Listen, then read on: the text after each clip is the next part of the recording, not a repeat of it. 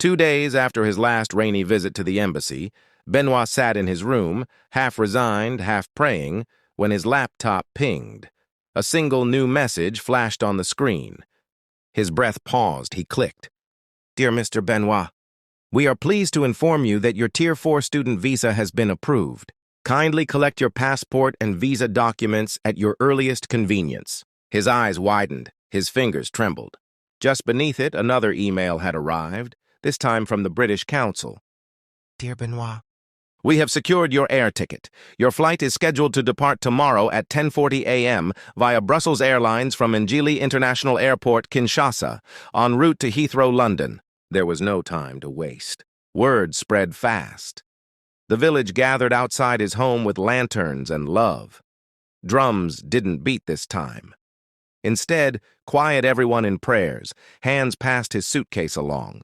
His mother's scarf was folded neatly inside, a fresh white shirt, his certificate, his sketchbook. But Nadej stood still. "So soon?" she whispered. "They gave me one day. If I miss this, I miss my intake," he said. "And if you miss me?" she asked. Benoît couldn't answer.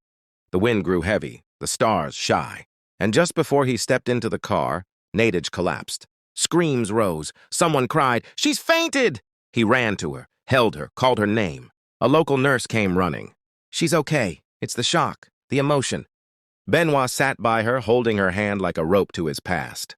"I will return," he whispered. "I swear it." The car to Kinshasa drove through the night. Fog curled along the roadside like ghostly hands. Benoît didn't sleep. He held his documents against his chest like armor. At 5:50 a.m., he arrived at Njili International Airport. The terminal buzzed with voices, lights, announcements in French and Lingala.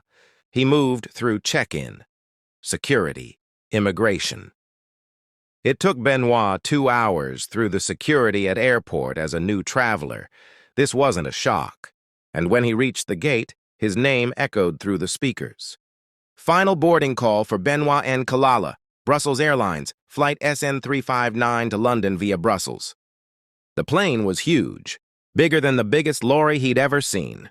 Over 200 passengers, white, black, Asian, some asleep already, some adjusting headphones, some impatient, no one looking up. Benoît looked around nervously, a child staring at him from another row. He fumbles with the seatbelt. The flight attendant leans in. "Like this," she says gently. He smiled shyly. "Merci."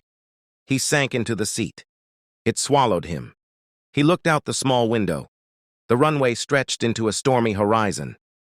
When the engines roared, Benoît held the armrest tightly. His seat trembled, so did his heart. He whispered a prayer, lips barely moving. He didn't cry, but his eyes burned.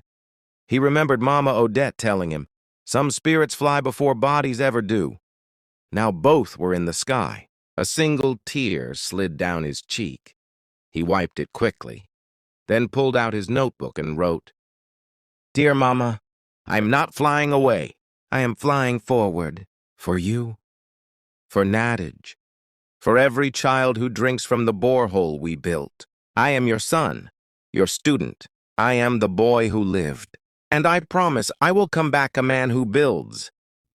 2 hours in, the smell of warm food filled the cabin. Carts rolled down the aisle.